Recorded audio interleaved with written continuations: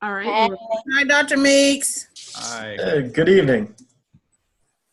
So we'll start with our first slide. It's of course summarize the course business case, background and overview. so with Starbucks, it is a coffee shop and there are more than 23,000 outlets. They did face significant issues throughout the case. One being the slow growth of the U.S. How well, I guess, the development of the U.S. Wasn't as, I guess, up to par of what the other emerging markets they entered. So U.S. hasn't really taken off or hasn't had the success that they've had in other areas.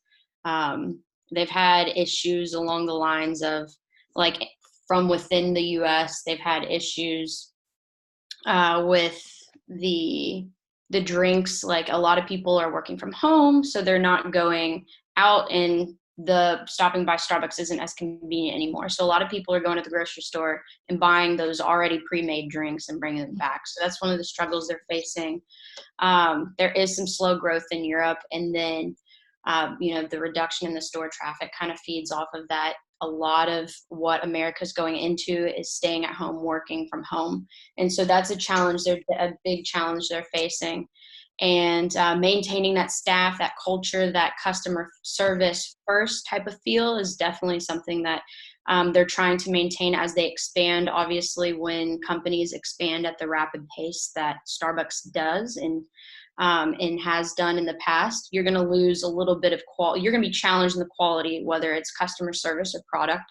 So figuring out how to maintain that is definitely, going to be some ongoing challenges that they're always going to face, but some nonetheless that they've been able to overcome.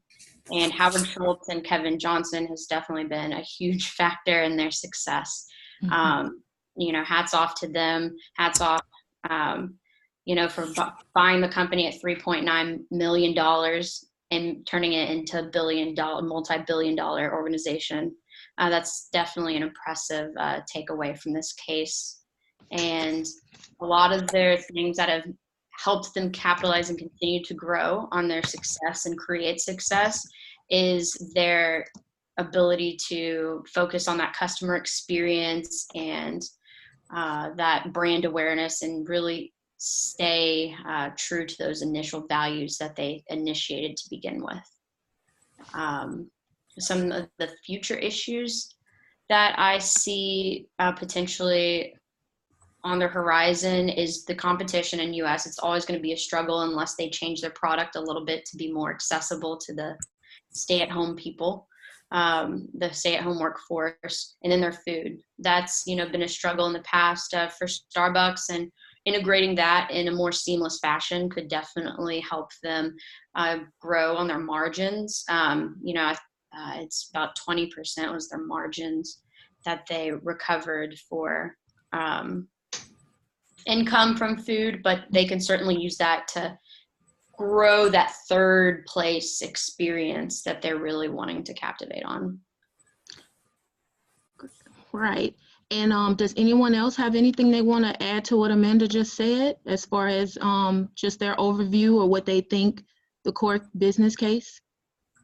I know that I did read an article, just trying to get some information in regards to my section, that, and it was for this year thus far, that they have had a bit of boost as far as numbers when it comes to the customer service aspect of giving that experience by implementing the I think it's kind of like a point system that they have. Of course, when you're able to acquire so many things, you get a free cup of coffee, or using the app to make purchases kind of has boosted up some of the sales that they've had, but not really significant, as Amanda was touching on, as far as within the U.S. compared to those in China and what's the other country? India.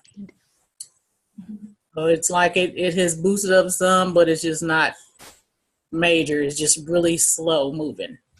So it does appear that they're going to have to do some other use some other tactics to kind of boost up sales and to give more of a customer experience to kind of bring people out of home and to come into the cafes and, work from there and, eat or snack from there. I also agree about one of their future issues being continuing to find the right balance since more people are staying at home or working from home. And I do think, and not going to Starbucks, but I do think that them starting the Starbucks K-Cups and the pre-bottled drinks available at grocery stores has been a big help and will continue to be a big help because now there's pre-bottled Starbucks in gas stations and grocery stores everywhere. So Yes. I think they need to continue to find that right balance of, what's going to work for them. Because I am a big purchaser of the mochas. They're pretty good. Yeah, I think one other thing that I noticed, and I think we touched on this a little bit in our first meeting, is I read about how they're focusing on expansion, right, into new markets. But from the perspective of the American market, it's a very saturated market in terms of presence. So I know one of the things that they were talking about on their last investor conference was driving growth or optimizing and driving efficiency within same store sales. That's going to be a challenge that they're going to face, and kind of the things that you were talking about there, Amanda, is really going to be interesting to see how they tackle some of that, especially with workforce, like you said, is going to be increasingly higher penetration of telecommuters. But it's going to be interesting to see how they can continue to drive innovation within their store. It's kind of like using that point system. It's really interesting I think they're probably one of the most popular reward systems that I've actually encountered from just people I work with and whatnot. So it's cool to see that that's actually really working for them. And it's on Groupon too, y'all. Oh, really? Okay. I didn't know that. Good to know.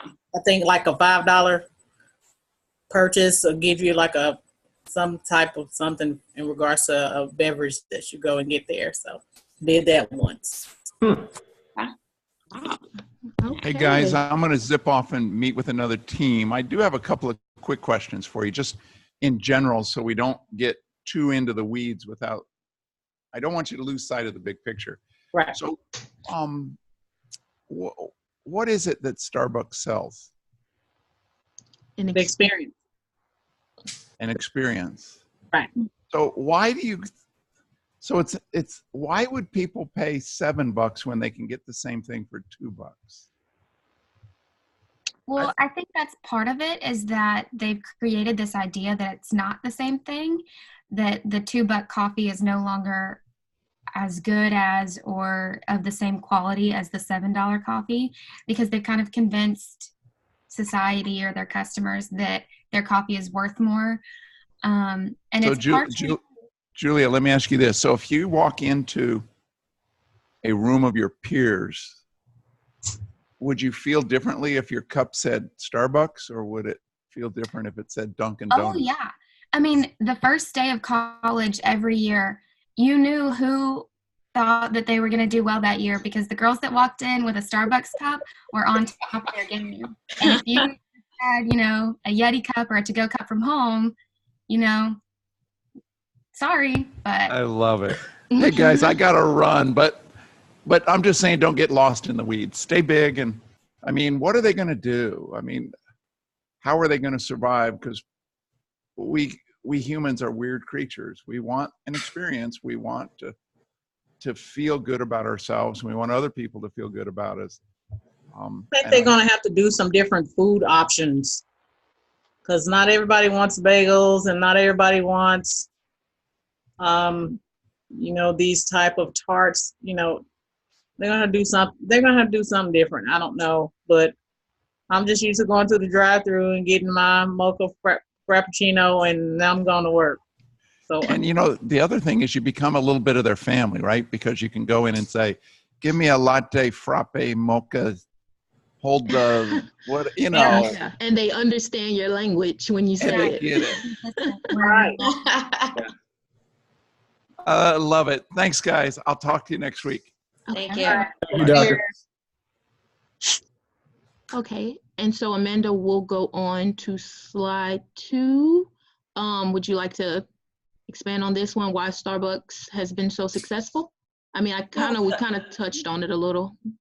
Yeah, it kind of, these kind of overlap. Yeah. But really just the biggest factors to their success is the experience, like we were just talking about, and then paying a lot of attention to the customer service. So I know at one point in time they were experiencing difficulty with maintaining that quality of service because they were they weren't having a lot of baristas staffed, and then they were kind of neglecting the customers, that attention to detail with the customers indirectly, just because they were understaffed. So when they went in and did their evaluations, they made sure that understaffing, yes, it can happen at other places, but it can't happen here because it affects our truest values. And they tried to capitalize on that, or not capitalize that, but correct that really quickly as soon as they acknowledged it. And then, making sure that they, within that third experience, they offer that Wi-Fi and those newspapers and anything that would really draw the crowd and the culture that they really wanted to go with. They really emphasized that. And I was reading, when I was reading the case, one of the things I really like that Starbucks does, and I do feel that it's the reason that they are so successful, is because they personalize everything they do. They're trying to get a personalization. When they opened in China, they researched and said, okay, what's their culture? What's something that, would make us appeal to them? And, they figured that the family unit, or they found that the family unit was something that's really important in the Chinese culture. So let's have meetings with these, with our workers, with their families, and let them know that, hey, we're the company that your person, or that your daughter, son, or whatever is going to be working for. So we're going to be a family. So we want to reach out. And I saw that even some of the meetings, Howard attended as well. So not even just sending somebody, hey, we're sending word that Starbucks is a good company, but you're seeing the CEO right here telling you, hey, this is a great company. You have nothing to worry about. We care about the family. We care about benefits, different things like that. I feel like that's a major reason why Starbucks has been successful as well. Did anyone else want to add anything on this slide? I also think that their brand recognition is just great compared to some other companies. They've made their logo like a symbol of status. Like I said, walking into class the first day with a Starbucks cup with your name on it, or seeing that on social media, girls will post pictures of their Starbucks cup with their names on it. It's become like a part of our culture. So I think they did a really great job with brand recognition and making their name really known. Yeah, it's like a fashion. It's almost like why would you buy a Honda instead of Mercedes? Like, it's kind of like, well, people are going to see a Mercedes and say, wow, that's a Mercedes, like, or that's a BMW, or that's a luxury car. It's something worth having, rather than saying, okay, it's a Honda, or okay, it's a Toyota, And the interesting thing is, and you make a really good point there, talking about like how it's like a trend, but the interesting thing about trends is generally they fall off fairly quick, right? But Starbucks has been around for so long, and they managed to stay what we would consider quote unquote trendy. I mean, for people older than me, my age, younger than me, they've stayed and they've had that trend to them. They cool factor, right? They've had it for so long. It's just interesting to see how they've been able to maintain that, when a lot of companies, they just lose that. Like it's like they're so fast, especially with today's attention span with people, just gone. Right. That is totally true. So we're going to move on. I've lived to see a lot of trends. So I'm just give me my mocha frappuccino with caramel and mocha drizzle with whipped cream. I'm great. I see my drizzle. I'm happy. And it's going to be a great day. I don't see my drizzle. All you need is the drizzle. I need the drizzle. Yes. So, yeah. So we're going to get into the third slide, and we're going to talk a little bit about what is strategy. So Kim, what is strategy to you? I watched one of the videos which really helped me to kind of like not overthink it, but it's a plan basically to help you reach this particular goal. And in order to reach this goal, there's going to take some steps from different departments to come together in order to reach that goal. One of the things that I did see that really stood out to me was like on my second bullet where it said it's 3 aspects of strategy. Deliberate and planned was intended. So you're intending to reach this goal by taking these steps, which made sense to me. Emergent is what actually takes place over time, the process that you're going through to get to that end goal. And then at the end, the realized strategy is what actually came out of what you intended. So that truly made sense to me in regards to what a strategy is. Basically, I always thought of strategy as, what's your game plan? How you gonna make this happen? In which, some people can think of something, right off the bat, just the top of their head, makes no sense sometimes, but then it may work out. Sometimes it does not. But you really have to take some time and prepare, to get the best outcomes, I thought, from reading what I thought thus far. So. And when I read up on strategy, to me, I came up with the fact that strategy is basically like the overview of getting from where you're at to where you want to be. And it's not accomplished through, hey, I'm gonna do this is a goal, this is a goal. It's more of just, if the times change, how are you gonna get there? If something blocks, how are you gonna get there? Like it's continuous process of how are you gonna get to where you wanna be. And that's what I took away from it. You gotta be flexible. That's for sure. It's a really good point about the evolving strategy. It's changing, it's always developing. Yeah. Okay. I always remember this one job I had that said embrace change. It's always happening. Yes. Seems like every week for me. Yes. Okay. Yes.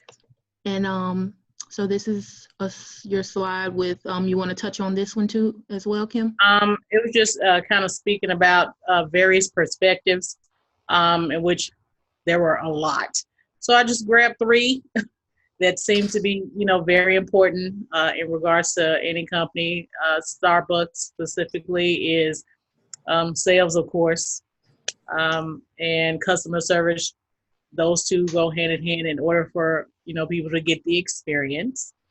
And then, the operations aspect of, creating the products available to sell and to use your customer service to, get the product out there. So I just try to simplify because, like I said, I saw one list and I was just like, OMG, there's so many different things to look at, management, this particular department, that I was just like, oh gosh, okay. So I just like, let me just kind of simplify it so I won't overwhelm myself. So that helped quite a bit. Okay. All right, and this is just a continuation of the last slide. So we are. I had like multiple questions within my first question, and I hadn't started on the strategic management yet. So. Okay. So let's get into slide 5. What factors influence firm performance? Christian, you want to touch base on this one? Yeah, absolutely. I went pretty deep on this, so next time, for the sake of time, I'll kind of probably rein it in a little bit. But I really put a lot of thought into these, just kind of sitting down and processing a lot of it at Starbucks, actually. So really just kind of when thinking about like firm performance, ultimately it's the drive of either success or failure, right? So that's pretty important. I took the opinion firms do exist to perform for their stakeholders, but before you kind of get into it, you want to kind of define performance, right? What is it? And kind of the basic way that I looked at it, and I saw a couple of their definitions, was it's how well a firm is achieving its goals and its mission. So it's obviously that's a pretty broad definition because the goals and mission of different companies can vary greatly, right? So a firm's performance, when you think about it, can actually be relative to which stakeholder you're looking at. And what I mean by that is a strong performance for a stockholder would be financial growth and return on investment, but a strong for a customer would be a positive experience interacting with a firm. Or even further, a strong performance with an employee could be if they're feeling valued, if they feel like they're making a difference, or if they're happy in their role. So some metrics are a little more useful than others in different contexts when judging a firm's performance. So for instance, you wouldn't judge performance relative to a customer experience based on return on investment, right? If you're a customer, what you care about is the experience. So you would possibly judge a firm's performance with customers with a net promoter score, or like their likeliness to recommend a firm's services or products, right? So metrics are important to really help a firm understand where they are relative to their goals, their competition, and then how they're viewed by their stakeholders. So next slide. All right. So when you think about like what drives firm performance on like a macro level, obviously resources, competencies, and employees all drive performance, but like what really brings it all together as a cohesive unit performing at its best is the firm's goals and its ability to execute a plan to achieve those goals, right? So with that being said, performance goals and metrics need to be very clear and well-defined by senior leadership through mission statement, core values, and other means of internal communication, right? Because when goals are defined and a vision's shared, efficiencies are created within the firm. Like and a lot of this was talked about in some of the videos that we had for this week.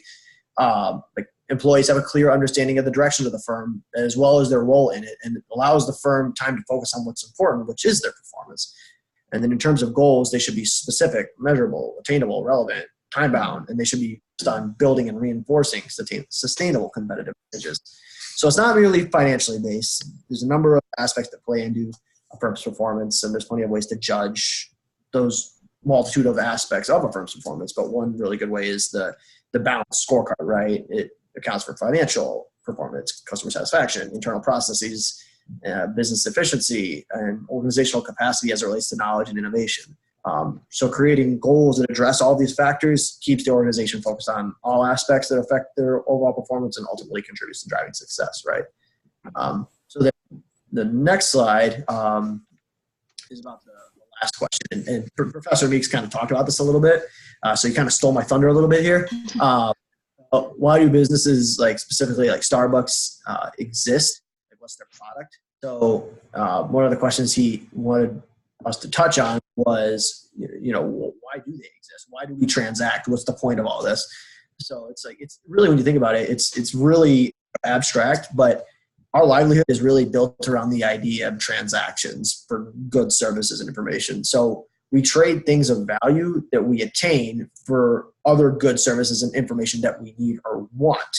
So we transact with other people or entities because we need or want items that we don't currently have, and we have items that of value that they want. So like that's the idea of conducting business. And he was talking about, is it a noun or is it a verb? Like that's the verb, and then businesses, the noun, would exist as the host for these types of transactions, right? So, and this applies to transactions between the firm and the customer, and then also between the firm and the employee as well. Because when you think about it, that's a transaction too. So businesses are able to, the businesses that are able to exchange, make the exchange of goods, services, information, whatever it is, about more than just the exchange itself and create like a greater meaning around it are the ones that end up being successful. So if you look at it plainly, you could just assume that Starbucks exists to just serve coffee, but it's really like much more than that. And that's why they're so successful. And this is where Dr. Meeks kind of talked about this. You think about their mission statement, to inspire and nurture the human spirit, one person, one cup, and one neighborhood at a time, right? They don't just exist to serve coffee, and they're all about creating experiences and ingraining their brand into your daily lives. So like when you think about it, you tell someone, hey, let's go grab a coffee. Where do you instinctively think to go? Starbucks. That's yes. To grab a coffee on your way to Starbucks on your way to work. When you're chatting with a friend, studying for an exam, pretty much anywhere. They tie their products to every experience in your life. So it's not just coffee. It's what we talked about. It's the experience. And it's hippie-like or abstract as it sounds. They satisfy the need for a place to connect, work, and experience life almost. So that's kind of something. Or you can date. You can meet a date there. You can have a first date there. Did that once. Did you? How'd it go? Yeah. I'm just in school. I'm single. Okay. But it was cool. It was cool. But I mean, like you said, it was the experience. We having a cup of coffee and laughing and talking, and I mean that was good. So good and services. Yep. All right. So our next slide is, why is CEO leadership important to the performance of a firm? What are the most important factors of strategic leadership? CEO leadership, I feel, is vital because the CEO generally runs the company. This is the person who's going to basically set the direction of the company. So we learned with Starbucks, it does matter a lot. I mean, you have Howard, who led this company to doing amazing things, and then he hands it over, and then it tanks, you know, after someone else thought that their leadership was better or could do what his did, and they thought that maybe if we focus on something else, we can still get the same results. So a CEO really matters on how a company flows and how a company, you know, interacts, because if you have the wrong leadership, they can lead you straight to the bottom, and that's something, of course, you don't want. So like I said, the CEO is the driving force of the company, and I think that a CEO also, you have to remember what the mission. With Starbucks, they started getting outside of what their mission was. I think when Oren took it over from Howard, it was more of, okay, let's see how many stores, we're going to put up all these stores and make all this money. But the mission was, hey, let's provide an experience. And when you're focusing on something else rather than what the original mission of this company is, then you're starting to lead in a different direction that wasn't the original direction of where this company was supposed to go. Strategic leaders should see the unseen. They should be able to see beyond what is just in front of them. Oh, well, it says, okay, well, we're doing great today. That's fine. We'll be fine. Well, a strategic leader needs to be able to say, okay, well, in the future, what can we do? Or, hey, I heard that such and such is coming out with a different brand of coffee. I mean, is that going to affect us? Or what different things that are going on are going to affect us? So they have to just kind of be able to see what others may not see, or to think ahead when others aren't thinking ahead. And they have to be able to lead the company as a whole. CEOs have their hands in so many different things. The accounting department, the marketing, you have many different avenues that they're trying to lead, but you have to make sure that all of these avenues are coming together for that same purpose, so that the company, everyone is going in that same direction. So we all stay on track of, this is what we need to do. Let's see. Overall, the CEO is going to set the expectations, and they should encourage employees to not only meet them, but to exceed them. And that starts with a vision. You must be able to, you know, captivate and inspire others, because you are the head honcho of the company. I mean, it starts with the CEO and then trickles down. So that's really important that you have a strong strategic leader in that position. So we're going to go to the next slide, which talks about emotional intelligence. How does it relate to a CEO leadership? Emotional intelligence is really important, because as a CEO, you have to be able to understand not only yourself, but others. Like I put on this slide, I mean, emotional intelligence, it'll help you make better decisions because you're more self-aware, and you'll be able to gain better relationships with your employees because you have more of that empathy for them. I mean, with Starbucks, they didn't just think, hey, let's make all this money. It was, okay, let's make sure that our employees are taken care of. Let's make sure that there's benefits for them and different things like that. So being an emotionally intelligent CEO is very important in the long run. Emotionally intelligence, it's made up of self-awareness, managing emotions, self-motivation, empathy, and handling relationships. And from experience, I know for sure that the more compassion and empathy you have towards your employees, the more effort they're going to put towards your company. I mean, if you have someone that hates coming to work every day, or just feels like you don't understand what's going on, I mean, that's going to take a negative effect on how they're doing their job. I mean, that's just something that you don't want your employees sitting there hating their job or hating that you don't understand what they feel or what they're going through because you don't take the time to think about it. So that's just something that that matters as well. With that, let's see. So I am going to go to, this is Julia. Yes. Okay. So Mhm. in the next few slides, I'm basically comparing the triple bottom line and the balanced scorecard methods of performance measurement, and then saying which I think Starbucks should use. So the triple bottom line focuses on the 3 Ps, which are people, i.e. social responsibility, planet, environmental stability, and profit. Income is greater than your expenses. And while Starbucks does make huge strides for both social responsibility and environmental stability or sustainability, I don't think that this is the right method for them. But with social responsibility, they are very conscious of their footprint, which is why they buy coffee beans directly from farmers working under humane conditions and paying them a price that will actually allow them to pay decent wages or to earn decent wages, which at the time that they started this was kind of unheard of, but is now becoming more popular. And then the environmental sustainability is just completely evident. They have their own environmental mission statement in addition to their generalized mission statement, just to make it that much more of a point. And then recently, you've probably heard of this, it's everywhere, but they made the decision to eliminate the use of disposable straws in all stores by 2020. And then obviously they want to turn a profit. I mean, they want to continue to exist. So that's, important. However, I think this one is kind of lacking. And if you'll go to the next slide, we can talk about why I prefer the balanced scorecard. So the balanced scorecard focuses managers' attention on assessing the company in 4 different areas: financial, customer, internal business review, and or internal business process, and learning and growth. And for financial, that's obviously just benchmarking and comparing to others in the industry, usually through revenue, ROE, ROA, operating income, etc.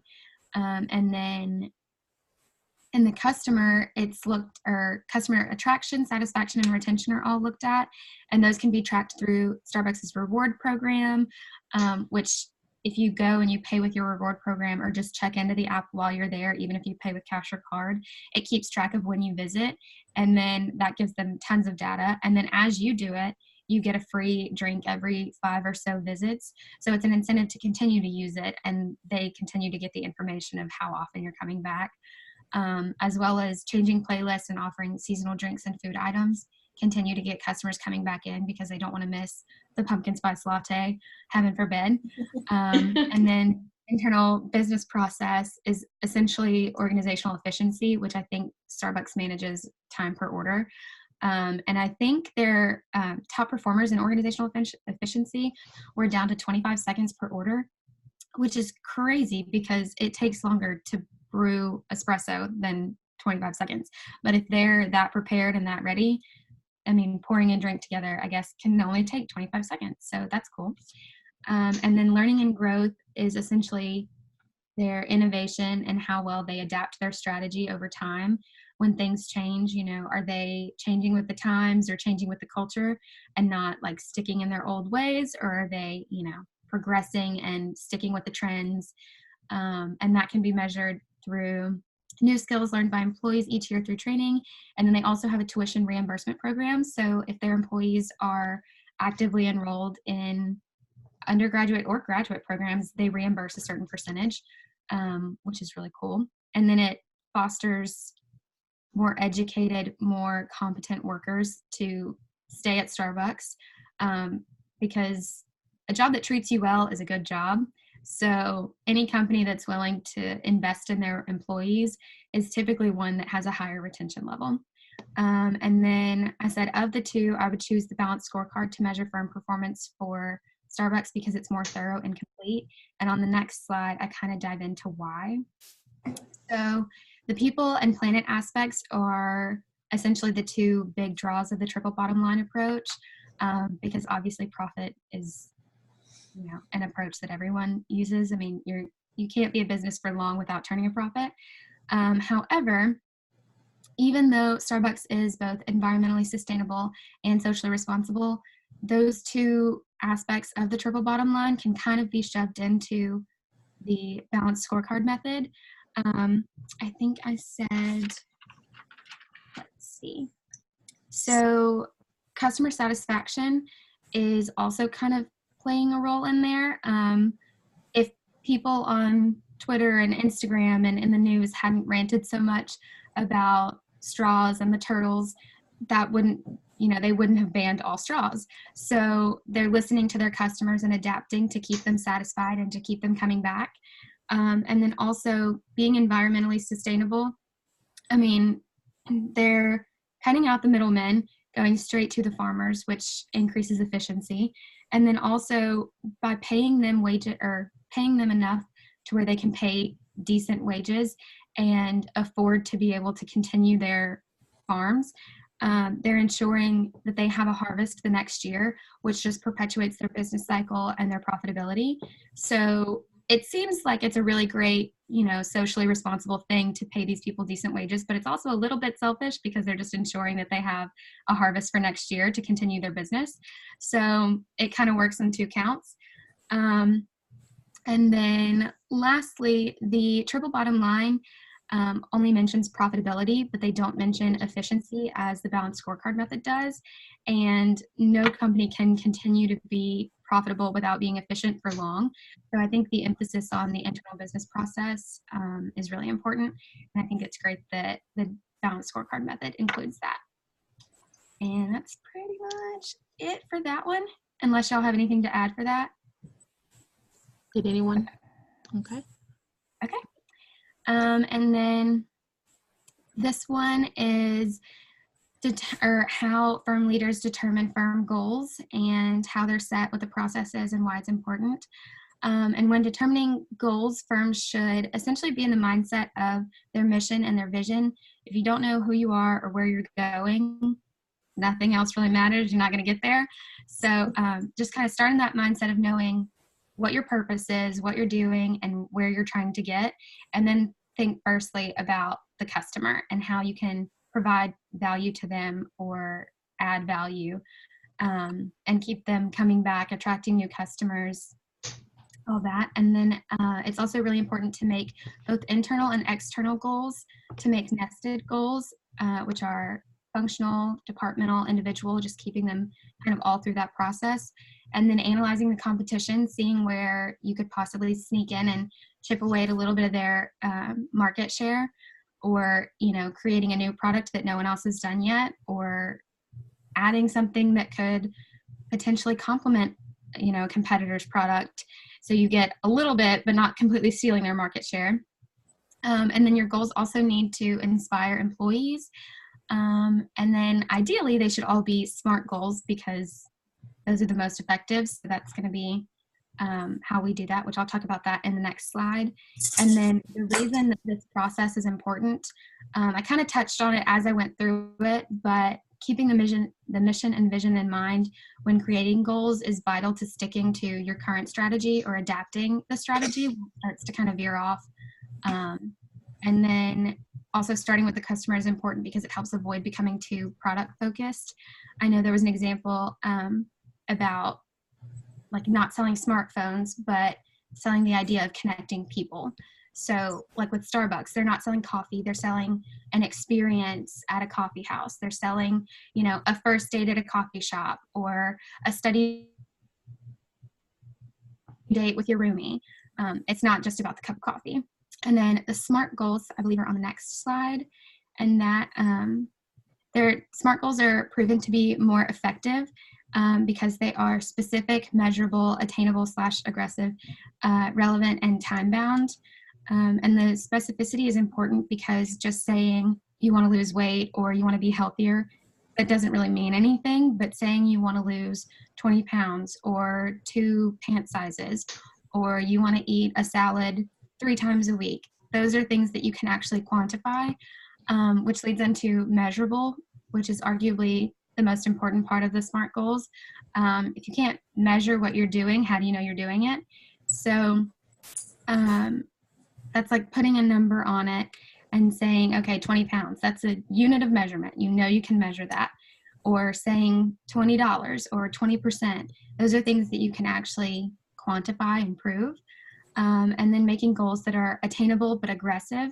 So the goals don't need to be so steep that they seem impossible, because that'll actually discourage employees, but they also need to be aggressive enough to where they're challenging, because we're playing to win. We're not playing to play, we're playing to win. So we need to challenge employees and inspire them to work hard, step up their game a little bit, but not make them so hard that they just give up and think, oh, I can't do that, or so weak that they're like, oh, that's easy, why should I try, whatever. And then relevant, they have to pertain to the company's mission and vision. Making a goal to lose 20 pounds is kind of irrelevant to Starbucks. I mean, that's not really going to help them. It could, but I don't think it will. But making a goal to increase same-store sales by 20% could be, really helpful.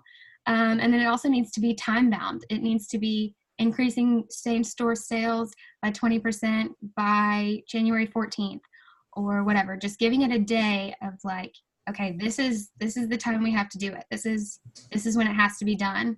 And I think that's extremely important, because I know when we have due dates, I can tell myself that I want to be done by Tuesday all week long, but if the actual due date is on Saturday, the stuff probably isn't going to get done until Saturday. So on it ensures it's going to be done, and that's it. You either, you're done or not. So those are the SMART goals. And yeah, do y'all want to add anything in? Great stuff. To the point, right? It was right where it needed to be. Right.